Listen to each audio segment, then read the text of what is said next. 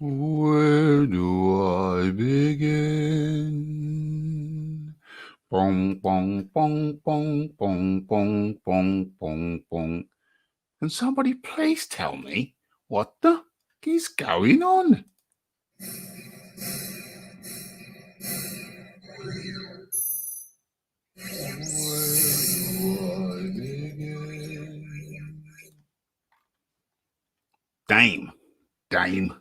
Dame. My own setup almost sabotaged me. Damn it. But at least we know that the sound check is in place. As a matter of fact, rat-tat-tat-tat. Let's just do it again, just to make sure. As a matter of fact, hold on. What can you see? What do you see? All right, let's just alter that just a little bit. Damn. I'm ready for FaceTime. I don't know. Let's try that later. Or in the meantime, let's just do that sound check again. Can't be too careful. Bong, bong, bong. Yes. Okay. So that's rolling on nicely. We are loud and clear, I believe. And where are we now? Where are we now? Is there anybody in the house yet? Yes. Okay, so you are in tune to Boxing Talk with Rafi. And what do we have on the menu tonight? Okay, so it's Boxing Talk with Rafi 169. And on the menu, we're talking about Gary Russell. Is he serious or not? Terence Crawford. Why didn't he accept? What's going on? Why did he not accept? Devin Haney. Is Gary Russell going to accept the Devin Haney offer that's being spoken of extensively, particularly over the weekend? Deontay Wilder's bicep. Some say it was fraudulent. But Junior Farr says otherwise. Junior Farr was in his camp for the second Wilder fight, second Fury fight, and he says, yes. He did have bicep injury.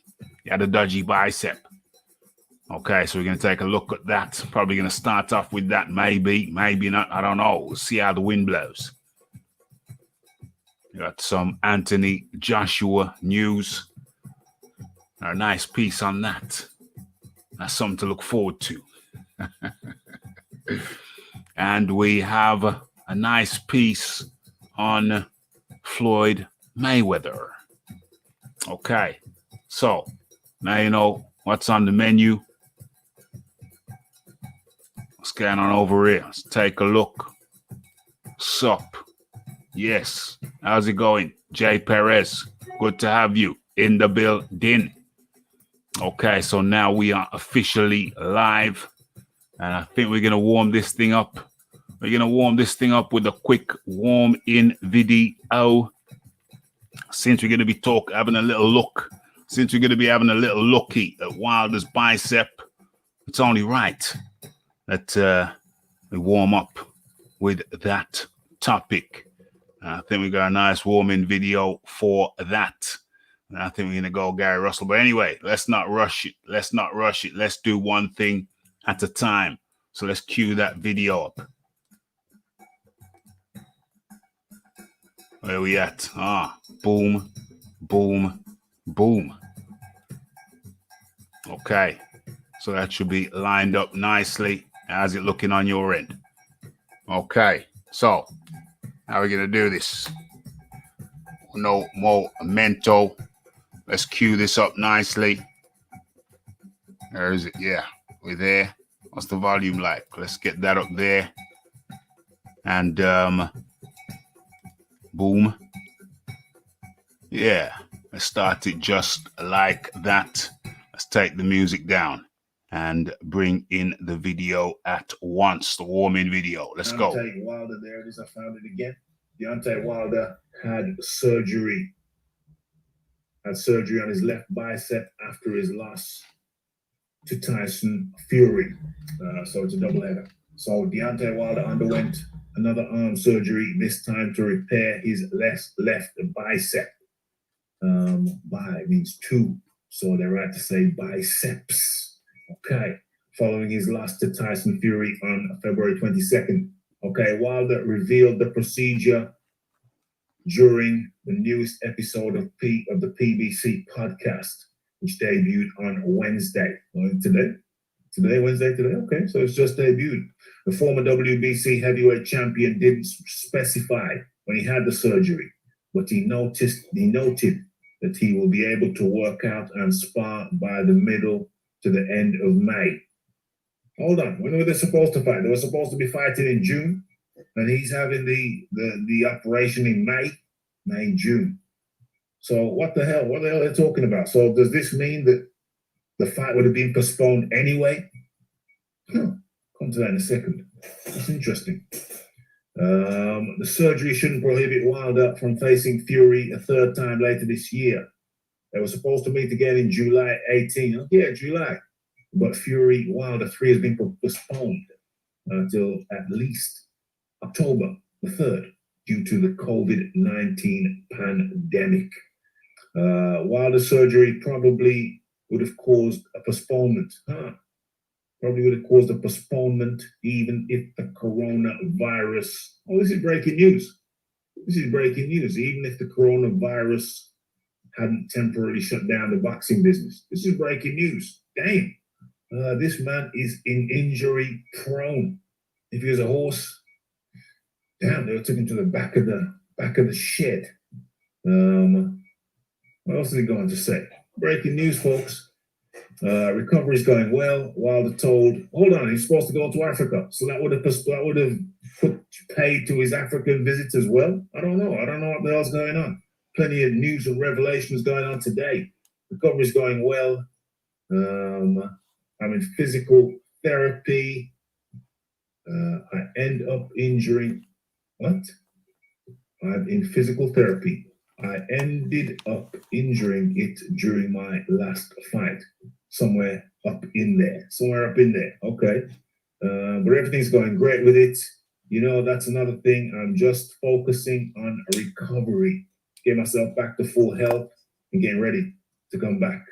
Oh, OMG. Wilder has previously had numerous injuries on his right arm and hand, including a procedure in 2016 to repair a torn right bicep. The Tuscaloosa, Alabama native suffered that injury during his technical knockout victory over Chris Arreola in 2016. Wilder underwent another surgery on his fractured right arm before he began this training camp for his first fight with Fury, a controversial split draw. You know about that, 2018 December on the Elite. Well, I think they've tried to sensationalize a little bit what AJ said. But in all fairness, I don't know how I should describe Wilder's performance against Fury. Mm-hmm. I struggle to give Wilder a round. The blueprint is definitely out there. Hold on, did he actually win a round?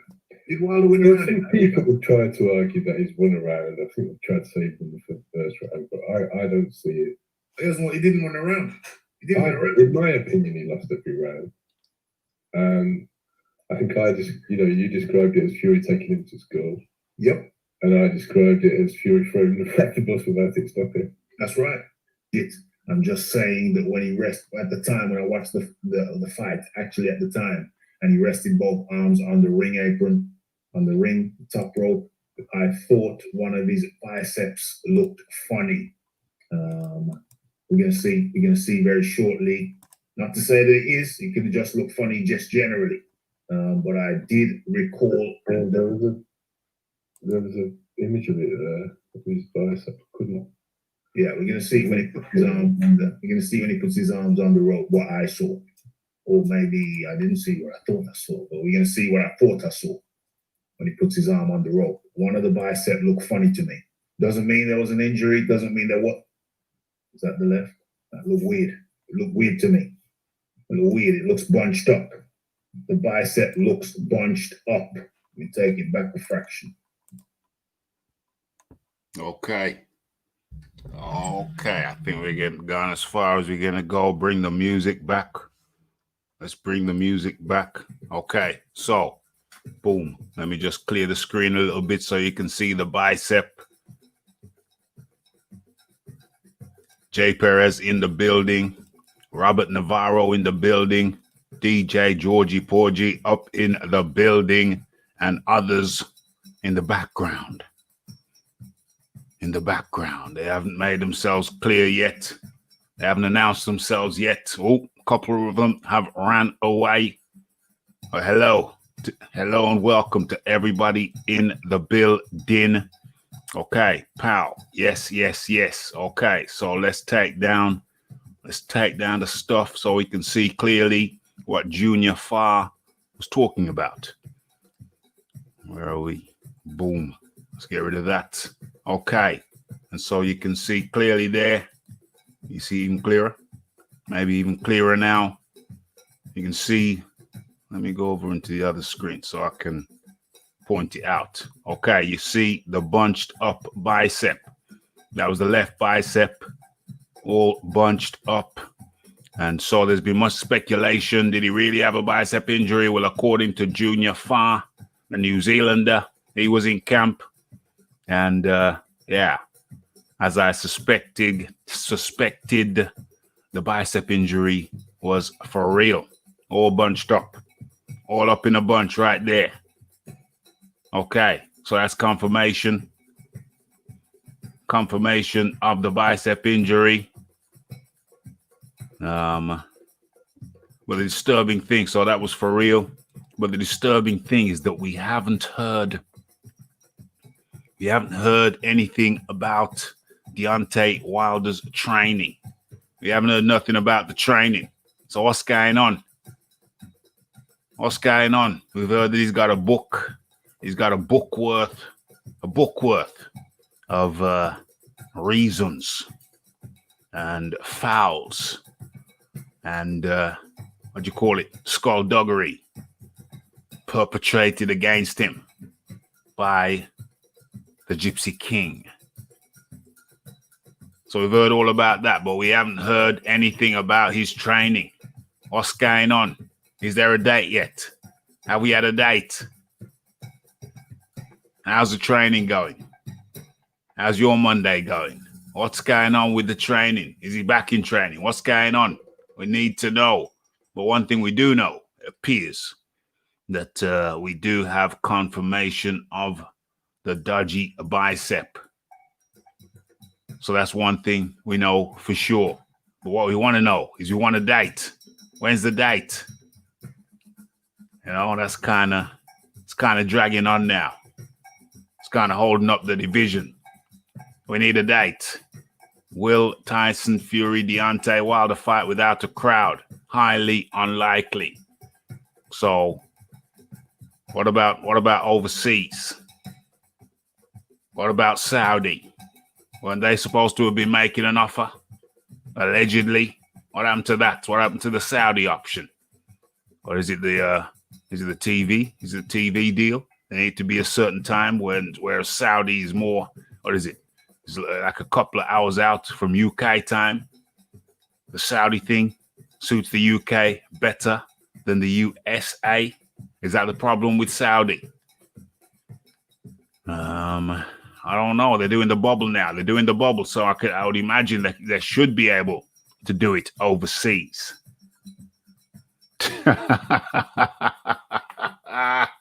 OMG. It will happen this time next year. Oh, not this time next year. It will happen next year, if it does at all. Yeah, I wouldn't be surprised if it will happen this time next year. It's the thing's dragging on now. The thing's dragging on. It's too long. It's too much of a long thing. We need to get this damn thing done and over with. It's dragging on too long now. Let's just go. Let's go. It's holding up the division. Come on. Dillian White will have fought Povetkin twice within the space of what 4 or 5 months, and these guys dragging their heels. When was the last fight? 18 months ago? No. Oh, it was just February, wasn't it? Yeah, February. So by the time it comes around, it'll be at least 12 months. I reckon at least 12 months. So yeah, February of next year. It wouldn't surprise me if it was February of next year. Most unfortunate, but that's the way it's looking. That's the way it's looking. So you pull your finger out, guys. Let's have it. Okay, so that's the Deontay Wilder situation. Did have a torn bicep, which I did believe. Saw it right there. That was a video from when was the date of that video?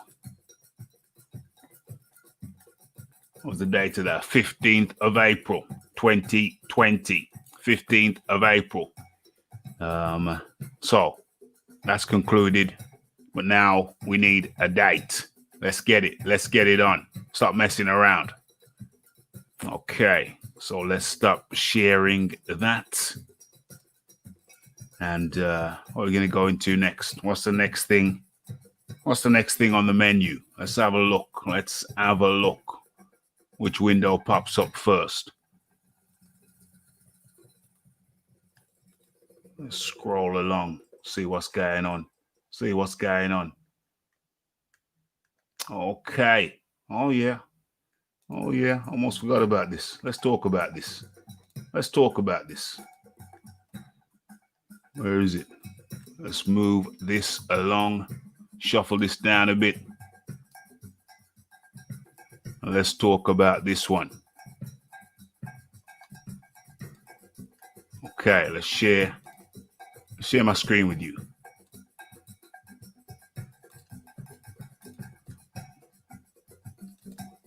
How's that looking on your screen? Okay. It's buffering. Don't know why. Let's reload. Okay.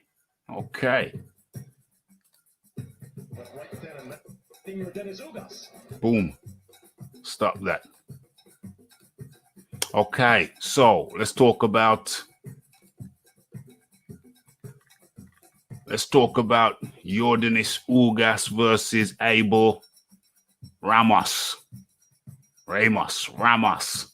Okay, so this was on Fox, PBC on Fox, and Yordenis Ugas, the Cuban, fought Abel Ramos for the vacant WBA World Welterweight title.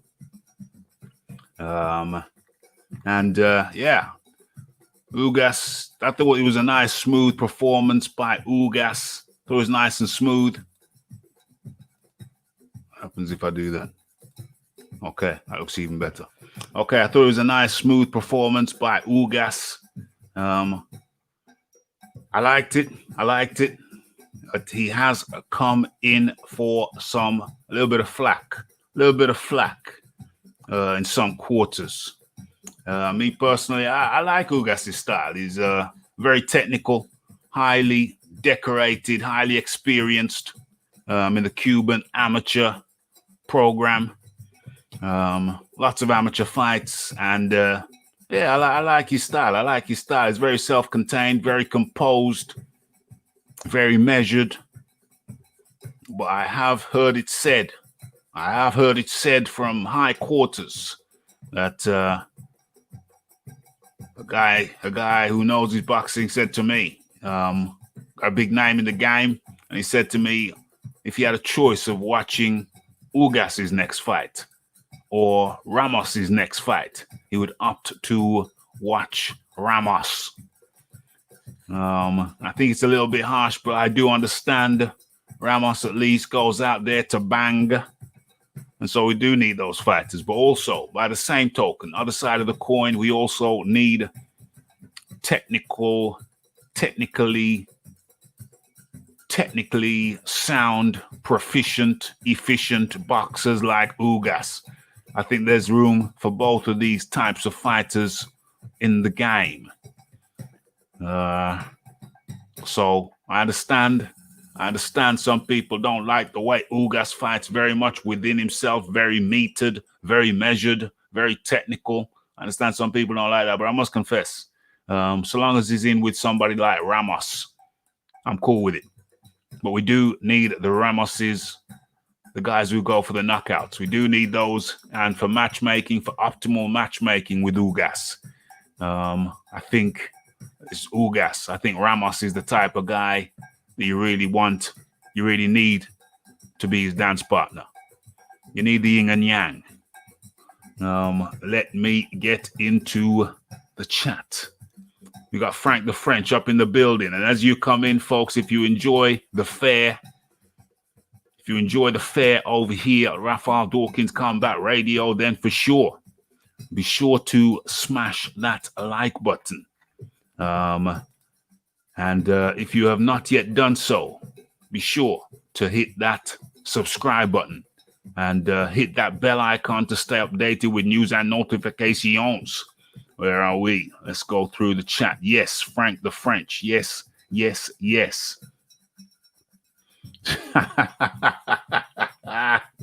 Frank the French, are you really French? You know, I've actually wondered that. And I thought to myself, maybe he's a French Canadian. So let's see if we get the answer to that. Yo.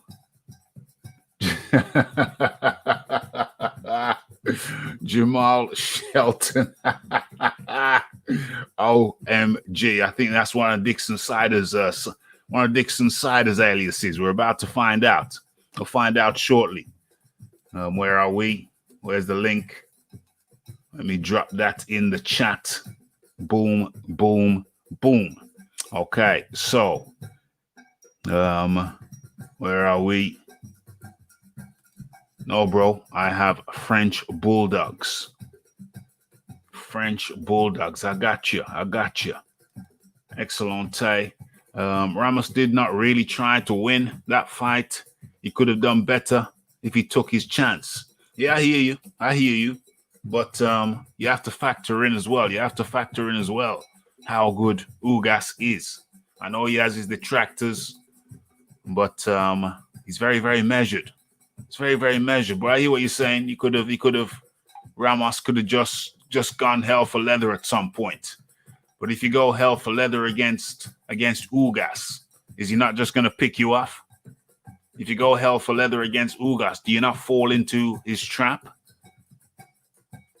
But then if you don't go for hell for leather, then maybe you're not going to get the result. So it's a catch-22, is it not? It's a catch-22.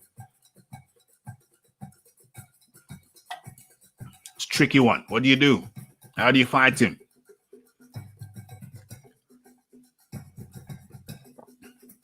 Okay, I'm French, bro. I was just wondering. Yes.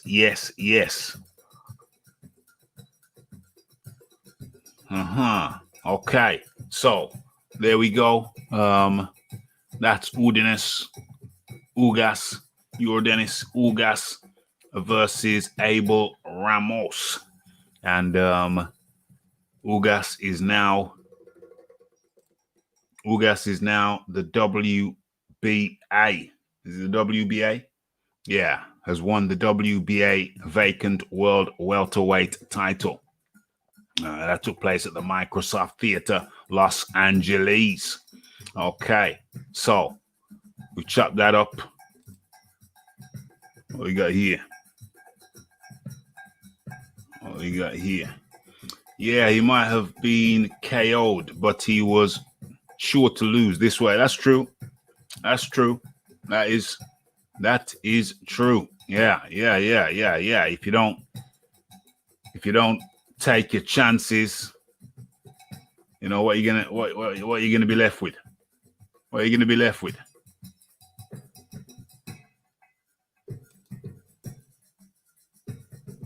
Fighting at range like that. Look at the glove. Look at the floppy glove.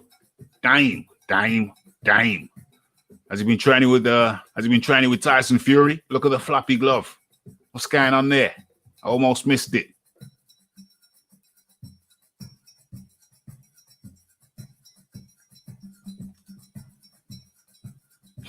Okay. So your new WBA.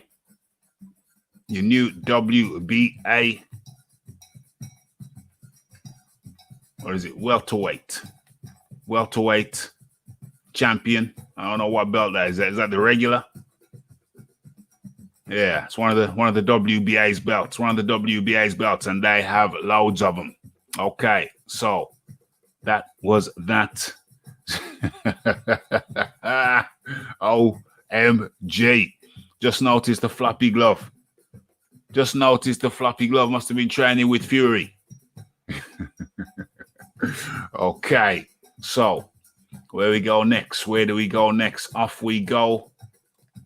Continue on the journey. Where do we go next? What's the next topic? Haha. This is a good one. Do I go to it now or do I go to it later?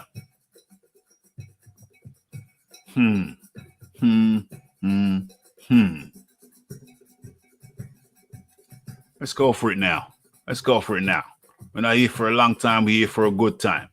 Hit that like button. Smash that bell icon. Stay updated with news and notifications. Am I sharing this? Damn. Yes, I am. So let me move this along so everybody can see. Let me get this. Resize this shiznix. Yeah. Okay. Let's crack on with this then. Okay, so Anthony Joshua.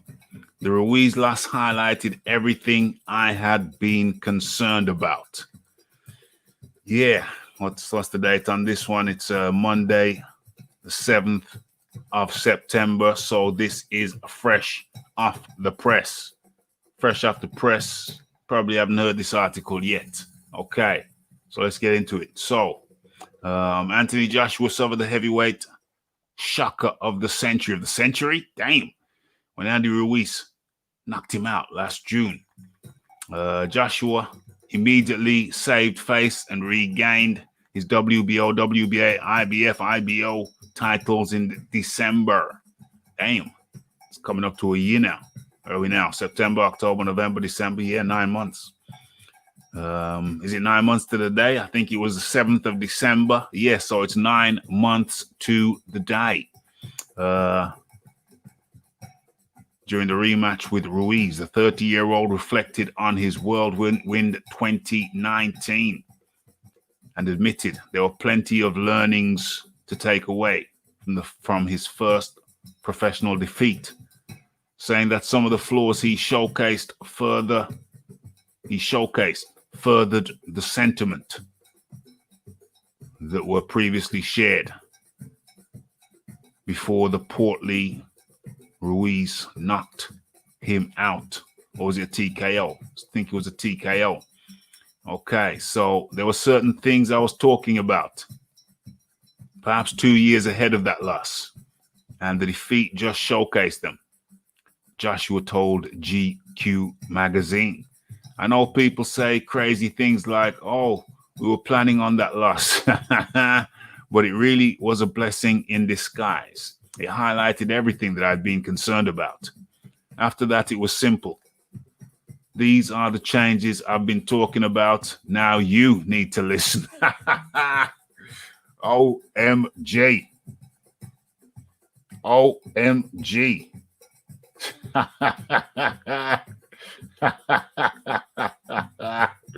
Oh dear. Okay, let's take care of. Hold on, what's going on here? Let's take care of that one.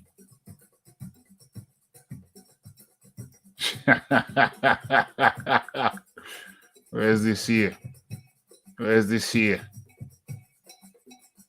Let me have a look through this.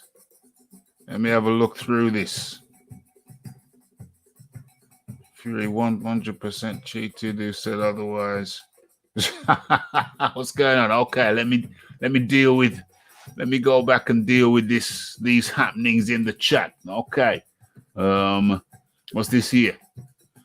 Fury 100% cheated. Anyone who says otherwise doesn't know a thing about boxing. OMG. OMG. Yeah, we're cooking over here. Cooking over here. Certainly not pot noodles. Yes, yes, yes. Gucci Kid up in the building.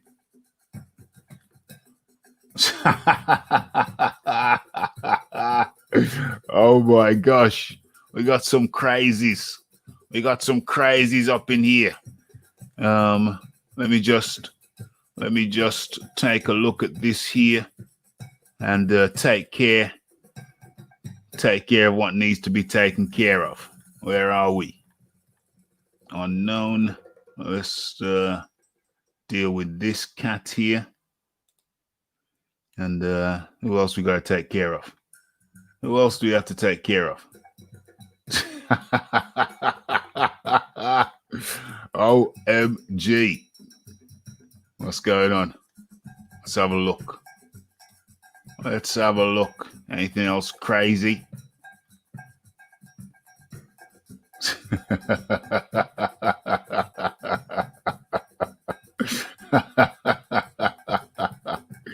What does this crazy cat say here? Hamish Lester.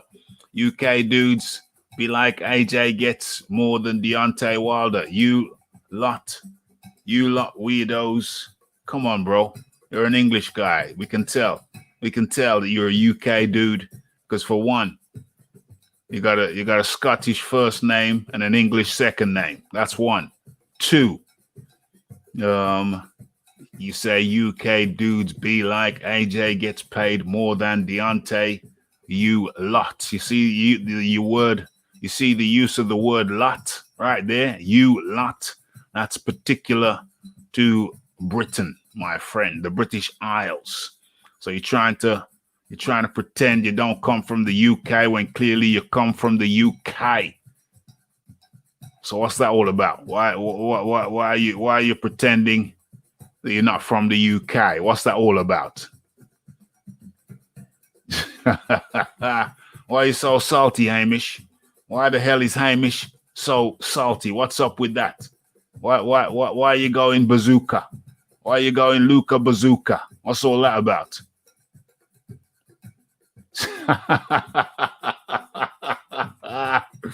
So let me get this straight. The UK guy pretending not to be a UK guy is saying that UK dudes got glass chins. Dixon Ciders, is this the best you can do? Dixon Vinegars, is it you? It's got to be Dixon Vinegars. Come on, Dixon. You're crazy. The link is in the chat right there. So don't type when you can just use the link. Okay, let me put it back in for you. Boom, boom, boom. There it is. So, you got grievances. Come on and air your grievances. The link is in the chat. Don't be a poo side. Don't be a poo side. You know what I'm saying? I'm not saying what you think I'm saying. I'm saying something else. Okay. Where are we at?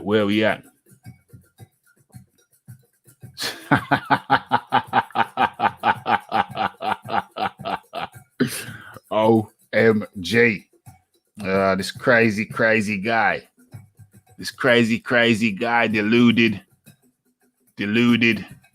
Hamish Lester.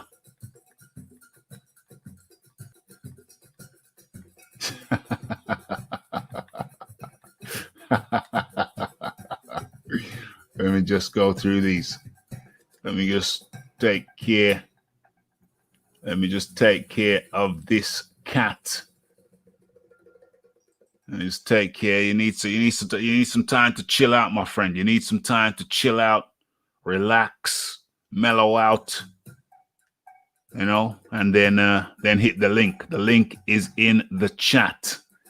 So where we at?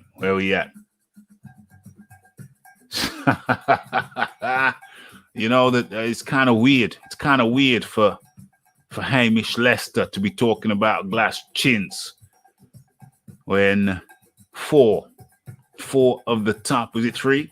3 of the top top 5 heavyweights come from the UK, my friend. You got Anthony Joshua. We got Tyson Fury. We got Dillian White, who suffered a little hiccup at the hands of Alexander Povetkin. Yeah, you know, shizzle happens. But nonetheless, you know, top of the pile, top of the heap, top of the bunch, top of the pick. That's what we're looking at, my friend. That's what we're looking at. But the link is in the chat. If you got hurt feelings, if you got a hurt hiney, you know, jump on and we can maybe talk you down. Help you out. Well, that's a glass skull. Frank the French says, leave him in. Oh, I've already seen him. I've already put him up on the screen. It's Dixon at it again. I think it's the Dixon Siders. It's the Dixon Siders going crazy. But the link is in the chat for you, my friend. The link is in the chat. We got another guy here. DeQuarian Tronzone. OMG. How do you do, DeQuarian? Okay, so hit the like button, hit the subscribe button, and hit the share button. We got a few topics to get through tonight, so I'm trying to get through them. Okay, comments in the chat as we proceed. So where we at? Shiz Biz up in the building. Wilder can't come back. He got bicep injury, dent to his skull. They even published an autopsy report. Damn, they did publish the autopsy. And let's not forget about the dent in his cheek. Oh my gosh. OMG, I forgot about Triple D. You know what I'm saying? So there's a lot of heavyweight action going on, bro. A lot of heavyweight action over here in the UK. Okay, so let me proceed. Let me proceed with this. Where's the headline? Okay, boom. Okay, so yeah, so as we know, Joshua had been talking. Joshua had even mentioned in the press that, you know, there's other things he had to work on. But with that last sentence there, after that, it was simple. These are the changes I've been talking about. Now you need to listen. So I think Joshua had been airing his concerns to his trainer or trainers, and they weren't being taken as seriously as he would have wished. And as a consequence of which, after the loss, I guess it proved him right. It proved what he was saying. There's certain things that he wanted to work on that they weren't working on. And now, through the loss, he eventually got himself heard. After the loss, it was simple. These are the changes I've been talking about. Now you need to listen. Boom, boom, boom. Okay. What's going on here? Joshua said he changed everything after the first fight, including his fighting style and physique.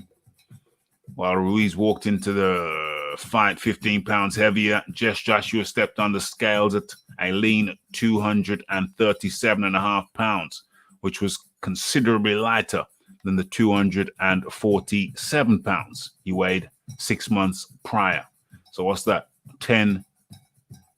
10-pound difference. Okay. Everybody been calling for Joshua. If you recall, everybody been calling for Joshua to trim down. It's getting a bit too bulky, and he paid heed.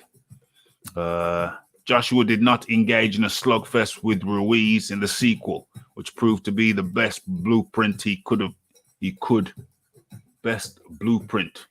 move forward with to ensure he would regain his titles and force the critics to back off. Okay. So what's going on here? What's going on here?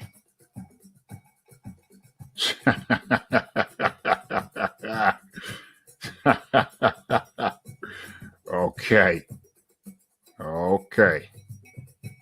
Right. Okay, so the British boxer simply outboxed the first ever Mexican heavyweight champion in boxing history and kept him at range with a slick jab in an efficient 12-round unanimous decision win. Let's go to the quotes. Okay, so Joshua says, losing to Andy made me rethink and restructure. I took the positives out of it, but it wasn't easy. My training camp was 6 weeks of pure hell, said Joshua. I had new team members, I had injuries I was trying to overcome. There were so many different issues, but we got there. And in the end, through will, determination, and intelligentsia. Okay, so that was the story of Anthony Joshua getting his way, imposing his thought and having his input into his training camp. And I think the moral of the story there, ladies and gentlemen, is that the boxer, if he knows what he's talking about, it's got to be listened to. It's got to be listened to in order to move forward. He knew there were certain things they need to take care of. And finally, it took the loss for him to be heard.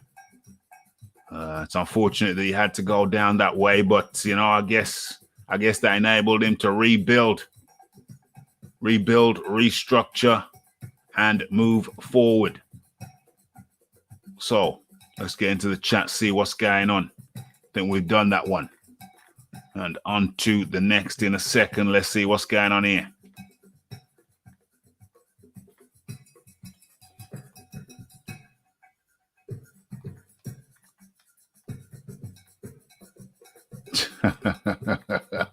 Highly likely. Okay. Pablo Diablo up in the building. Well, it just about scrapes into the top 10. Just about scrapes into the bottom half of the top 10. You're doing something right when you get trolls. Of course. Some of the trolls are the biggest supporters. I did an unexpected live show on Saturday night, Sunday morning. As a matter of fact, we're going to talk about that next. So let me line it up. I did an unexpected live on Saturday night, Sunday morning. I fell asleep on the sofa, on the couch. When I woke up and looked at my watch, it was like, I just thought to myself, damn, isn't it time for the herring fight? Just before the herring fight. So I thought, why the hell not?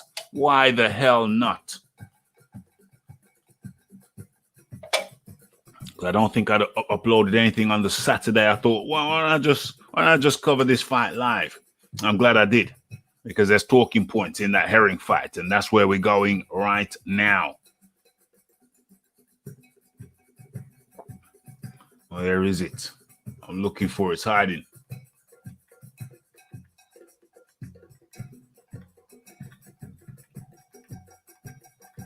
Where is it?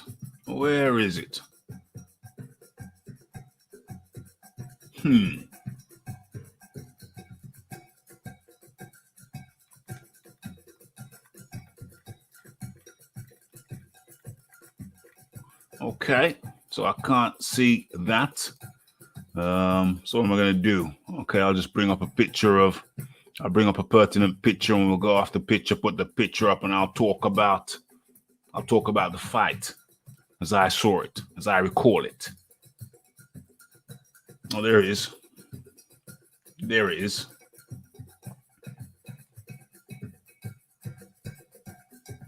herring? Oh, there he is. There He is. Okay, come on up. Come on up, present yourself, show yourself. I'm going to need that window later, so okay. Let's just share this. What's going on? Load. Hurry up and load. Offline functions may be unavailable. What the hell are you talking about? Okay.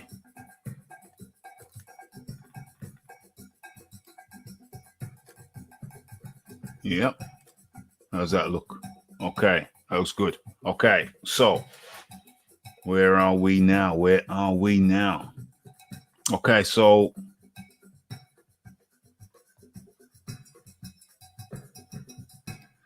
I'm enjoying the Spence Garcia build up. Now it started. Gonna be a top bout. Enjoying. Yes. Well, the Spence come into this. Well, not really. It's periphery. I don't think Spence being called out by the guy we're about to talk to in a couple of minutes. Guy goes by the name of Gary Russell. He's had a lot to say. He's been talking a hell of a lot recently. We're going to get to that in a few minutes. But first things first, let's talk about the Herring fight.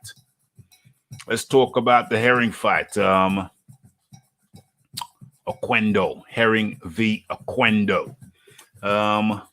That was a crazy fight. I covered it live on Sunday morning. It was kind of strange because, as I was going live, I had a quick look to see the usual suspects, see if the usual suspects were going live with the Shizniks. And to my surprise, they were not. The usual suspects who cover these things, they were not covering. I thought, what the hell's going on? What the hell is going on? Was there a lack of interest? I know we got some Americans up in the building. Was there a lack of interest over in America for this fight? Because people were talking about the morning after. Yes. But a lot of those channels who normally cover those things, cover the fight, they just didn't seem to be covering it. I don't know why. It's very strange to me. Very, very strange to me. Gary Russell should fight Warrington. Yeah. Why don't he fight Warrington? So, okay. So, where are we now? Yeah. Herring. So, the Herring fight is very strange.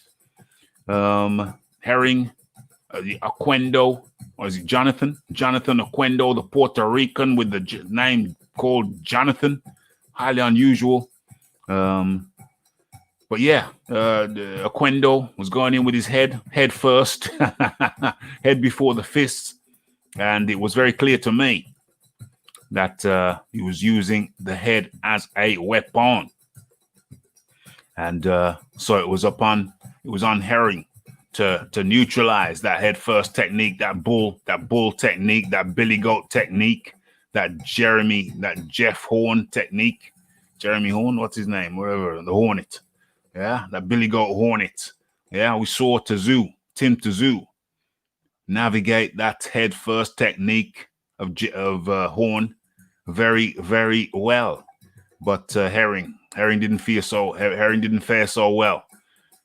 He did drop Oquendo in the third round with a nice, sweet left uppercut around the tip of the chin. Just put him down the seat of his pants. More embarrassed than pained. And as the fight continued, what was that, the third round? Then in the fifth round, Oquendo came in with the head first again and cut Herring above the right eye. And the referee took a point away. Should have took 2 points away according to the unified rules. Should have been a 2-point reduction. And as a matter of fact, rat-tat-tat-tat, I think I have, well, I know I have. I've got the unified rules on my phone here. Where is it? How did I store it? Where did I store it? Is it in the pictures? Is it in the files? Yeah, I think it's in the files. Picture files. Let's have a look. Let's have a look. Was that a screenshot? Or you should send it to the computer. Where is it? Boom. Boom. Boom. I wonder if I can send it to the computer right now. I wonder if I can. Let's have a quick try. Let's have a quick try. See if I can send it right now. I'm going to send it to. No. No. No. I'm not going to try. Hold on. I'm not going to try it right now. I'm going to try it right now. It's going to take some time. I haven't tried it before. I will try and remember to try it out at some other point. But anyway, I can still talk about it. Where is it? Boom. Okay, so let's get this bigger. Let's go landscape. So I can get the whole thing in. Okay, so let's get that off the screen. Go away. Thank you.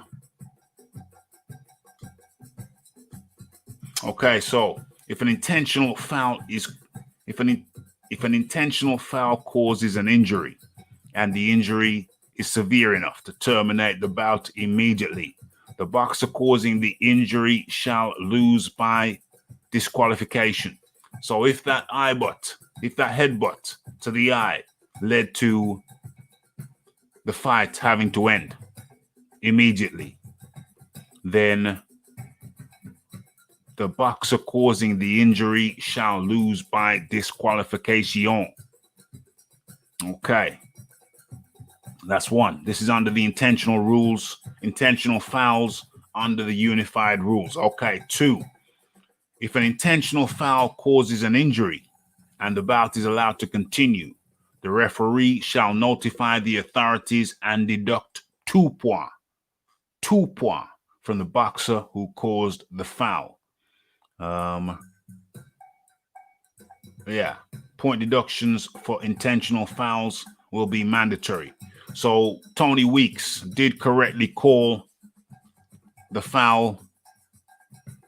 Did call the foul intentional, and he did point that out to the authorities around the ring that it was an intentional headbutt.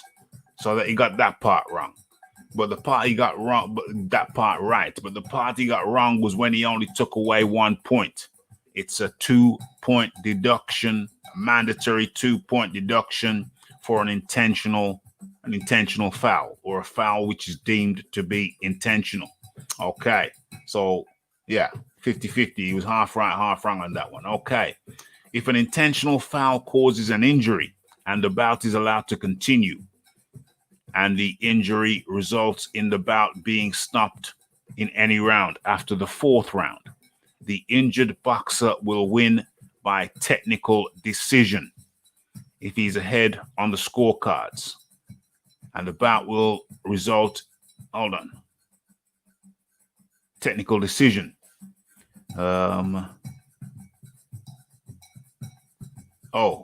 If the injured boxer is behind or even on the scorecards, that will result in a technical draw. So I'll read that again. 3, if an intentional foul causes an injury and the bout is allowed to continue and the injury results in the bout being stopped in any round after the 4th round, the injured boxer will win by technical decision if he's ahead on the scorecards. And the bout will result in a technical draw if the injured boxer was behind or even on the scorecards. Okay, so it's very clear that they didn't have to go to the scorecards to announce the scorecards, but they had to go to the scorecards to figure out if the injured boxer was ahead, even, or behind. So that was important. They did have to tally up the scorecards to find out if the injured boxer was ahead, even, or behind. Because if he's ahead, then he wins automatically anyway. And if he's behind or even, then it's a technical draw. So you still need to tally it up according to the unified rules. They still need to tally the scorecards to find out if the injured boxer was ahead, even, or behind, to determine whether the injured boxer had won or if the bout was a draw. Okay. So, yes. Smash that like button. Okay. So, where we at? Okay. So with this fight here, there's a question. There's a controversy.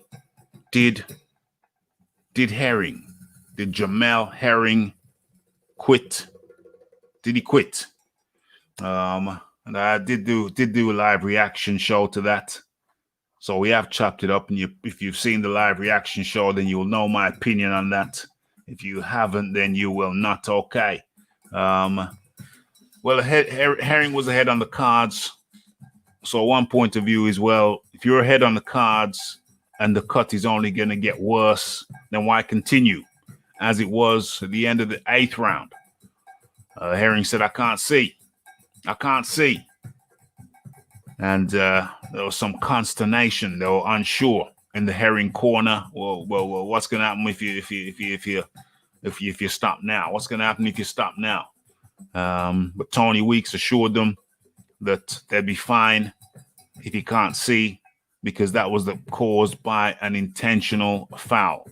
So they'd be fine. And then Tony Weeks goes over to the ringside officials and the commissioner, forget his name, and I was talking to him and said, yeah, it's intentional. I've called the fight off, or because the fighter can't see as a result of an intentional foul. So that means he wins. You don't go to the scorecards, he just wins. And he's talking to the commissioner, and the commissioner seemed confused. The commissioner seemed like he didn't know the rules himself. It's a highly peculiar situation, highly peculiar. And Tony Weeks, as he was talking to the commissioner, he covered up his mics, but there were other mics around, and they picked it up loud and clear. He was telling them, yeah, Herring wins because he has to stop as a result of an intentional foul. He can't see the blood in his eyes. There's blood in his eyes. So that was correct, and they went through some rigmarole back and forth, and then eventually came up with the right decision. But the question lingered and remained. Did Herring quit? And I don't know. Lots of opinions on it. What's your opinion on it in the chat? Put your opinions in. I'd hate to call a champ a quitter. But it's a tricky situation for sure. And people, including myself, I have to be honest, including myself, I said, well, the Frampton fight, I don't know, Herring. I don't know. The Frampton fight, Frampton is going to be rubbing his hands together. Frampton is going to be thinking, Frampton's up there as well. Herring's 34, yeah, but Frampton's 33. So they're getting towards the end. The little guys don't age as well as the big guys. So they're coming to the end, both of them. But I would imagine that of the two, Frampton is going to be rubbing his hands together harder than Herring. But I don't know. Maybe there's just a bad night for Herring because he didn't look great. Let's be honest, he didn't look great. So Herring might know something we don't know. Was he struggling with something? I don't know. But definitely, I think the Frampton is going to fancy his chances in the next one, because Herring did not look great. But isn't the champ allowed to have a night off, a bad night? Can he not have a bad night? Is that not possible? Is that not feasible? Of course it's possible. Herring was going to win that fight anyway. It was not as if he was having lots of problems with Oquendo. Well, I think he was having lots of problems. He was uncomfortable in there. He got uncomfortable in there. Was he going to win? Yeah. How many rounds was left? He was in the 8th round. He had 4 rounds to go. Yeah. But he did look hella uncomfortable in there. He did towards the end. Was it the eye, or was it just the head first thing? Fighting the billy goat. It wasn't pivoting. Well, he was pivoting. I saw him pivot. But his pivot game was not really on point. Could have been going around the sides. Could have been slipping and hooking, slip and tap and hook and uppercut. Easier said than done, I know. But still, you gotta do the thing if you want the trophy. Where are we? Frampton didn't look good in his last fight either. Yeah, didn't look good in his last fight. Yeah, well, that's a fair point. Two boxers coming together. Who looked worse though? Who looked worse? Who got busted up?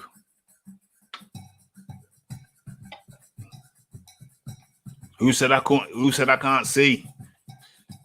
Which is basically telling the referee, telling the doctor I can't see. That's calling off the fight. So who looked worse? Who called off the fight? Didn't Frampton knock his guy out? Am I dreaming? Didn't Frampton knock his guy out in something like the 7th or the 8th round to a body shot? Or am I dreaming? I could be dreaming. I don't know. You tell me, am I dreaming? Okay, so where are we? Let's shut that down. And yeah, carry on with this. Okay, let's see if there's any craziness going on in the chat. No. It's all calm. Okay, so the Herring thing. Yeah, I don't think, his wife has come out and she said, make Frampton your last fight. Because as you all know, Herring posted from the hospital and he wasn't a very happy chappy. Those are the pictures you see before you now. Where are they? Yeah. There's the eye. There's him having, some scan, I would imagine, a CT scan, whatever. Yeah. So, not very happy. And the social media wasn't very happy with Herring. And he posted that he's sitting alone in the hospital. He's not sad, he's just reflecting. I don't think the two are mutually exclusive. I think you can be reflecting and sad at the time. Just admit you were sad, bro. You was taking some heat on social media. A lot of people were saying you were quitting. You was a quitter. They called you a quitter. Yeah, you must have been hurt. You're doing it, you're fighting for yourself and your family, but you're fighting to entertain as well. And when you find out the people were not entertained as much as you wanted them to be entertained, of course you were a little bit hurt. It'd only be natural. Question now is, how does the Frampton fight go? And is that Herring's last fight? Damn, the fans can be so ungrateful at times. I'm sure that's what he's saying. I'm sure that's what he's thinking. Where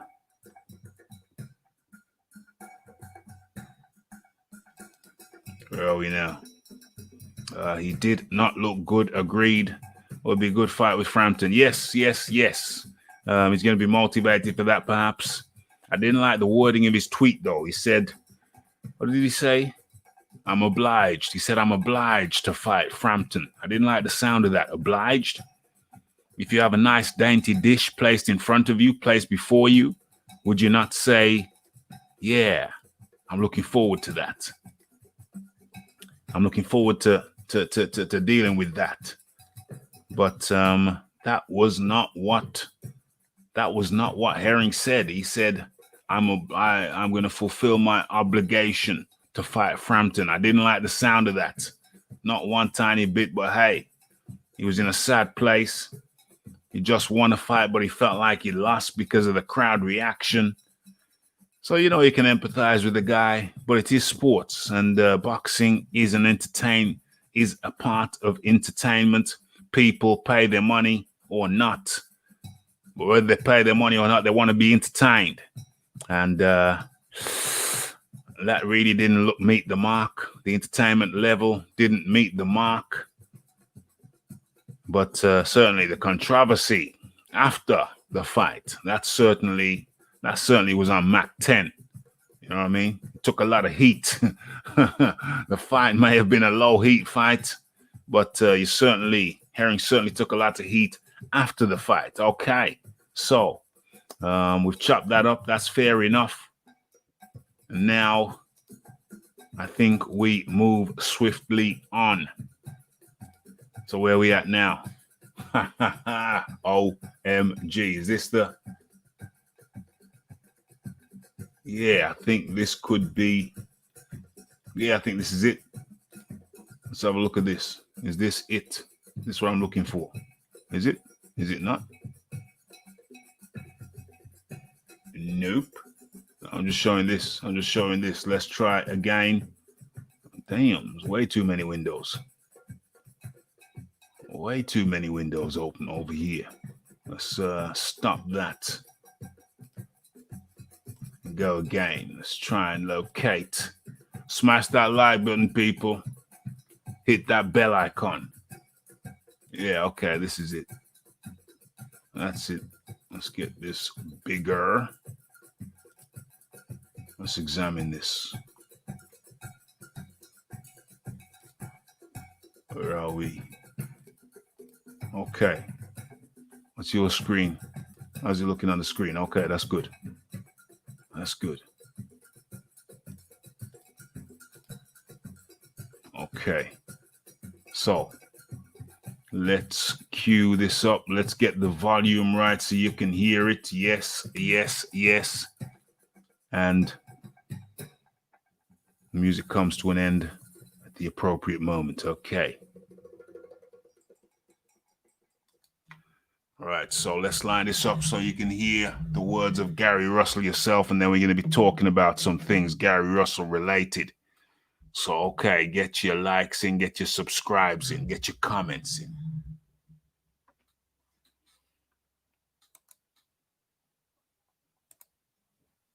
Now you got people saying, or Devin Haney saying, that I'm trying to overprice myself. It's not my fault that these people don't know their worth. But since you playing with me, Shorty, tell Eddie to send me the contract for 1.5. Tell him to call Al, and I'm gonna beat your ass. Point blank period. We ain't got nothing else to talk about. Send the contract over for the 1.5. I'll fight you for it. Make it happen.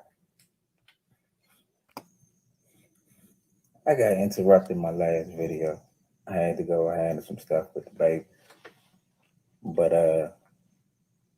like I was saying, man, the stuff with Terrence, it was personal. It was personal. So I was definitely willing, to take that fight for that number. With Devin Haney, that was business. You know what I'm saying? Now you saying I'm trying to duck he saying I'm trying to duck him. Stop playing, Charlotte. Since you playing with me, tell motherfucking Eddie. Tell Eddie to send the contract over. You know what I'm saying? I already spoke to Al. Al said, you know what I'm saying? Well, girl, you I mean, we have a good business relationship, but you can fight wherever you want. If these guys are serious about it, tell them to send you a contract. So send me the contract. I'll fight you for the 1.5. I'm going to beat your little ass, shorty. I'm going to beat your ass. I hope it's worth it. And then your father talking about something. Yeah, you do this, that, and the third. First of all, I'm the challenger. The challenger isn't the one who writes the demands and stuff like that. With Terrence Crawford, he was offering Kell Brook 1.5, meaning his team was going to put the money up for him to fight. You know what I'm saying? Kell Brook. Al Heyman not going to put no motherfucking money up for Devin Haney. You know what I'm saying? He was like, well, girl, he's the champion. He's the one that come up with that. It's not the champion. The challenger don't like the one to come up with the figures. You know what I'm saying? So if he really want to fight, tell him to send the contract. Send the 1.5. I'm gonna beat your ass, y'all. Now all that extra shit that everybody got to say and all that, I ain't even tripping. It's all good. Send the 1.5. We'll be waiting. Now if we don't get nothing, then everybody know what it is, man. Ain't nobody got time to play games with these people, man. Shorty let his father do all this talking. It's the first time I done seen him do some type of talking. I ain't even know what Shorty looked like. You know what I'm saying? But it's cool, man. I'm going to spank your little ass. Send the contract over, Shorty.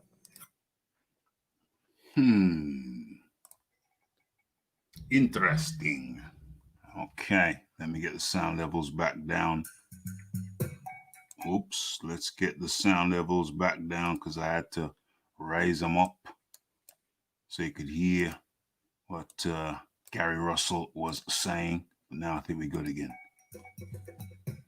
Okay. Okay.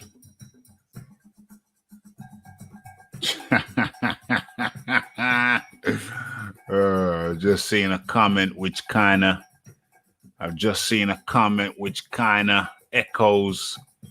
echoes my sentiments. You got Gary Russell there talking a hell of a lot of, what is it? Is he talking ish or is he for real? Is Gary Russell talking ish or is he for real? And that's the question that we're going to get into right now. We're going to have a look at it. We're going to have to chop it up because it's just nonstop. It's nonstop from Gary Russell. Let's look at some of his statements. Let's look at some of the things that Gary Russell had to say.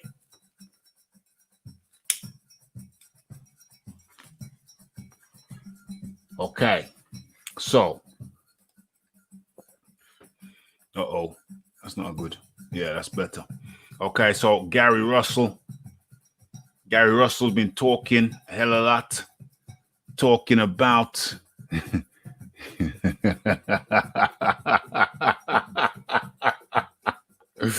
oh, well, Gary's about 5'3", calling someone shorty.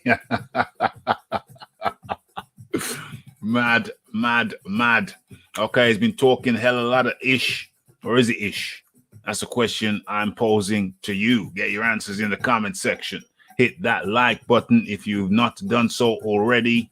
Hit that subscribe button if you are not already subscribed. And for sure, hit the bell icon if you want to stay updated with news and notifications. Okay, so let's get into some of the comments right now from Gary Russell.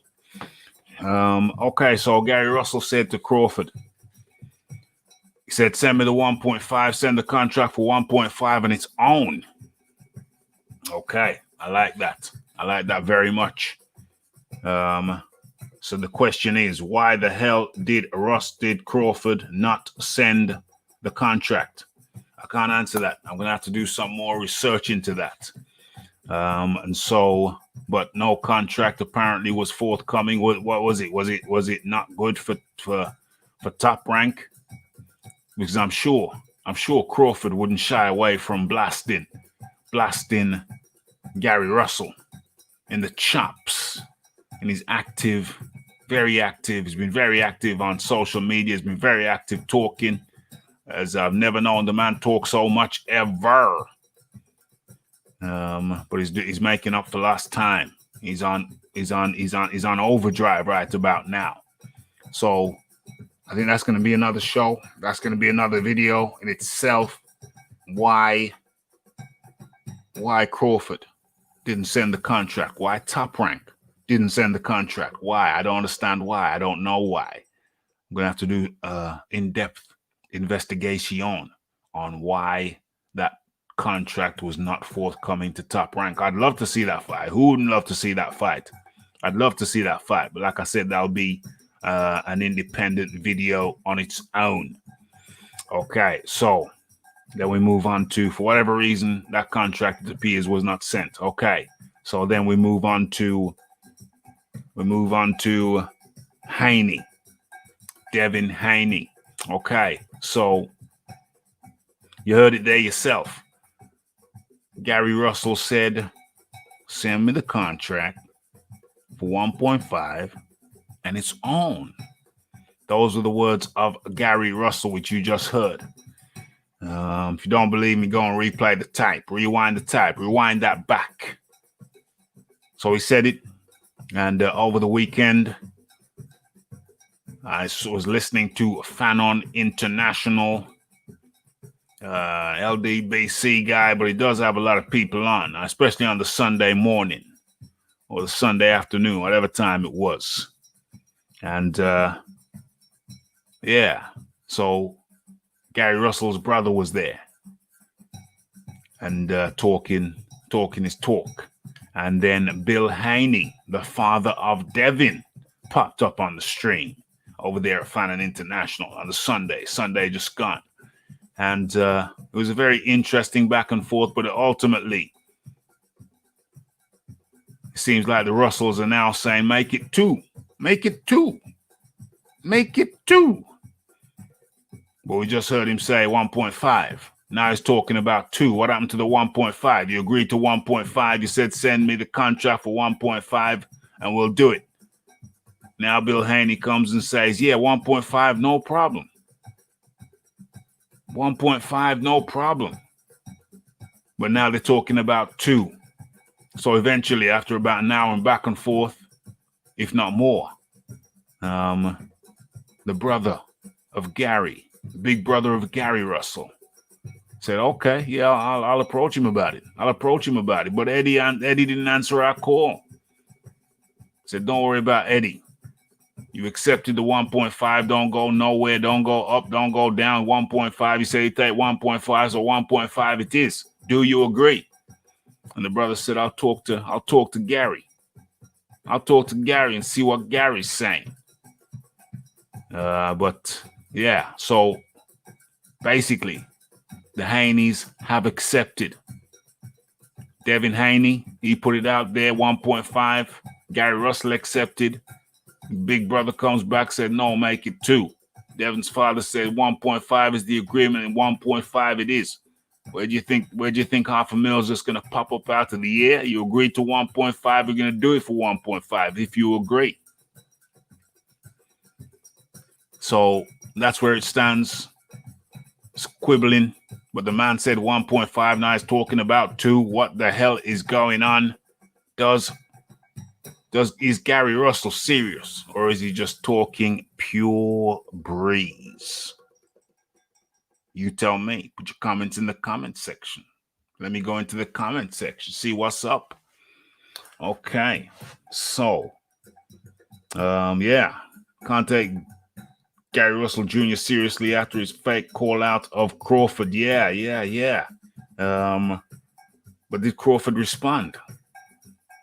You know what I'm saying? Should have called his bluff. Should have said, yeah, sure, no problem. No problem. Let's make it happen. I'm going to have to investigate that. Kind of uncomfortable that I didn't hear much back from Crawford. But that's a separate video in itself. I have to do a little bit of research on that. Okay, let's see what's going on here.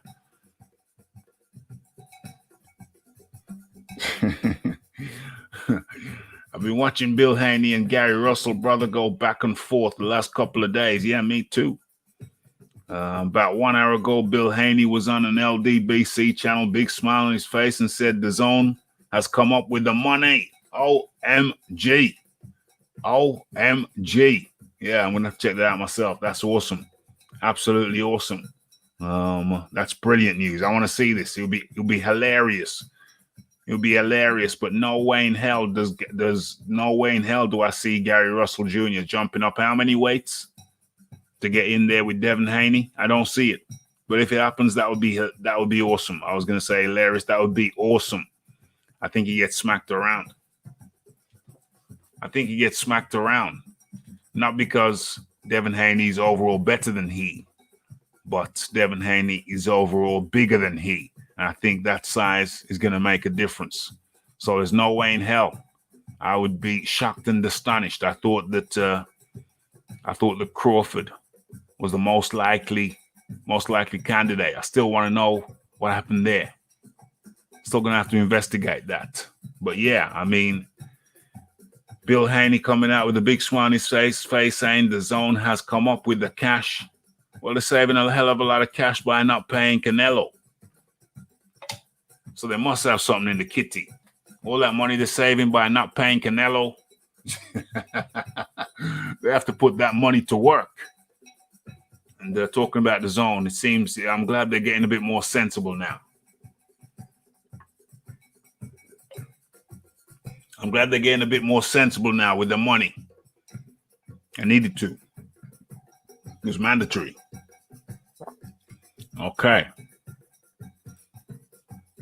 Crawford would get no credit for smashing Russell Jr. Well, I think he would get credit, though.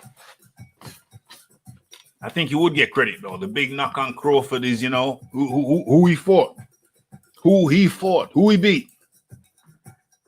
That's the big knock on. Crawford. Okay, granted, still gonna be a problem because they're gonna say, well, he beat a midget. That's what they're gonna say. They're gonna say Crawford beat a midget, but Gary's been running his mouth so much. He's been talking. I shouldn't say running his mouth. Let me rephrase that. Gary's been talking so much that he's built the fight. So they should have it. I really wanted to see him against Crawford, if I'm honest. You know what I'm saying? That's the one I wanted. But hey, hell, of course, I'll watch him against Haney. If the zone have come up with the money, then that puts Gary Russell Jr. in a position where he's gonna have to back his chat. He's done the chat. Now the zone have come up with the money. Apparently, he's gonna have to back his chat. I want to see how he squirms after this one. I'm sick and tired of hearing Gary Russell Jr. saying wants to fight this one, wants to fight that one, and he ain't fighting nobody. I'm glad that someone has stepped up to the plate and put it on him. Yeah, he's done the talk. And now it looks like he may be in a position where he'll have to walk the walk. Does he really want to walk the walk? Let's hope that this sounds like good news. The zone have come up with hey, let's see it. Let's have it. Let's see it. Ducking Haney. I mean Devin Haney. Yes. Ducking Haney. You mean he's ducking Haney? I don't know if you mean Haney's ducking or Gary Russell's ducking. I'm not sure about that. Bomb squad people to this day. There's allegations that Deontay Wilder ain't been seen. Nobody can't see him. What's going on? What's he doing? Some people are saying he's in hiding. I hate to think that. I hate to think the man's in hiding, but that's the word. That's the word. Let's have a look at this. Smash that like button, folks. If you are enjoying the content, hit that like button, hit that subscribe button. Like I told you before, we're here for a good time, not for a long time. Making this one nice and tight. The Zone USA sent a message on fan and chat today and said the fight is on OMG. OMG. This is something to look forward to. I wonder when they're going to make it. What, next couple of months? 8-week training camp. Is that enough for both of them? Gary Russell's been saying he's in shape already. So if he's in shape already, hey, he's ready to go. 8 weeks shouldn't be no problem. Where are we now? Yeah, because we're in the pandemic. We're in the pandemic era in terms of crowds and whatnot, or no crowds to be more precise. So we're at September, October, November, 1st of November, 7th of November, 7th of November. What nights? What's the date of bonfire night? I don't know. Guy Fawkes night. I don't know. Okay, but if that is correct, that would be awesome.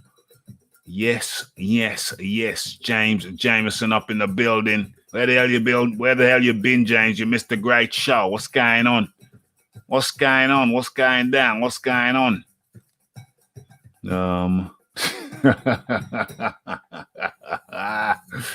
Midget. I say we get no credit. Well, I hear what you're saying.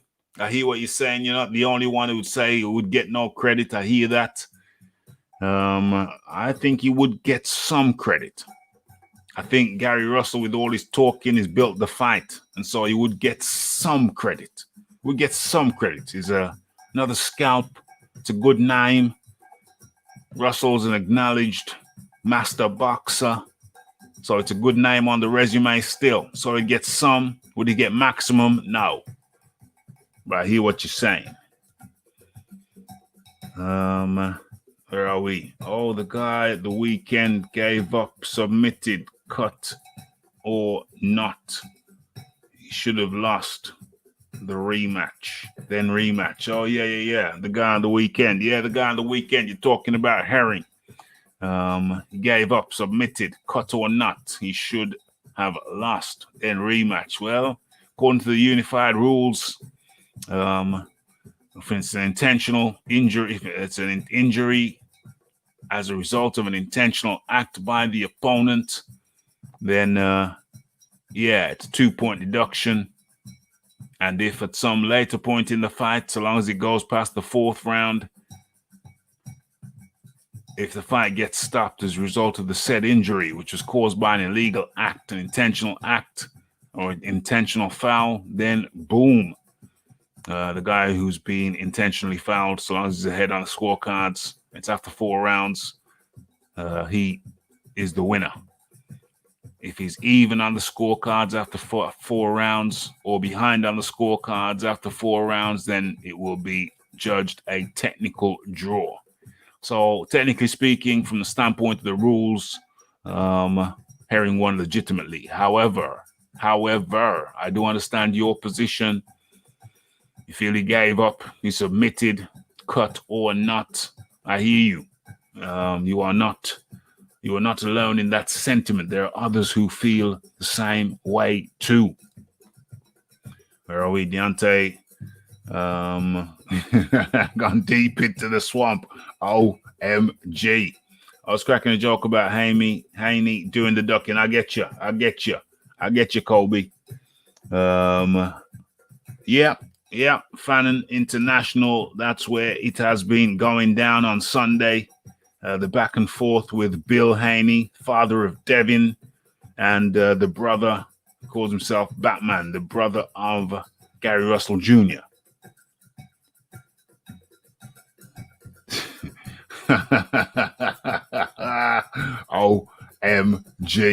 OMG.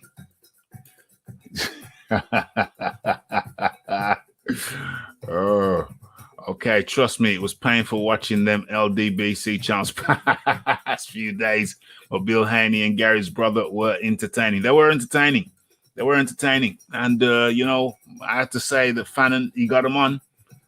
Say what you like about Fannin. He got him on. He got them on there for the live chat on the Sunday morning.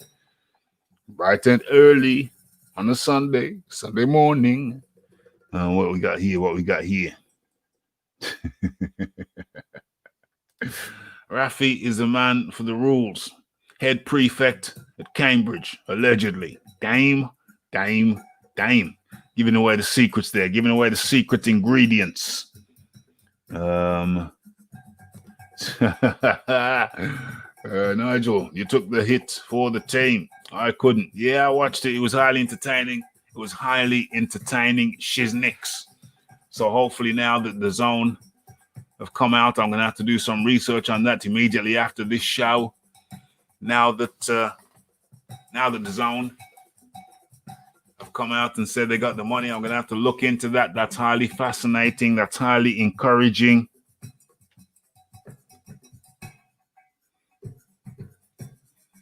So I'm looking forward to that. Very much looking forward to that. Looking into that.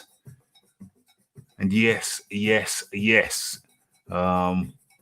I think we've chopped up everything I wanted to chop up, and it's like just a couple of minutes to midnight. People over here coming up to midnight over here in the UK. Got to get our beauty sleep. Got to get up for work in the morning. We've chopped it up nicely.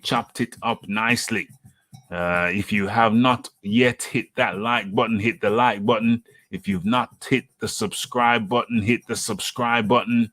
And if you're doing so, hit that bell icon so you can stay updated with news and notifications. I think we did good.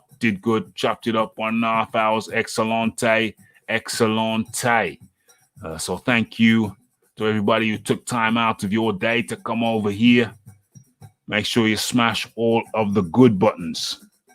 What we got here?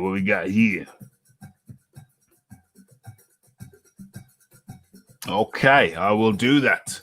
Says Rafi, go check out the particular stream and you gonna see it. I shall do that.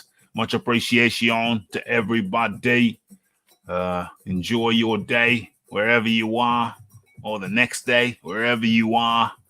It's the Raphael Dawkins. It's the Combat Radio. It's the like. It's the subscribe. It's the comments. It's the shares. It's the hitting that bell icon to stay updated with news and notifications. And don't forget about the live shows. Don't forget to follow me on Twitter. Link in the description box. Hit all of the good buttons. It's Raphael Dawkins. It's the Combat Radio. And I'm out.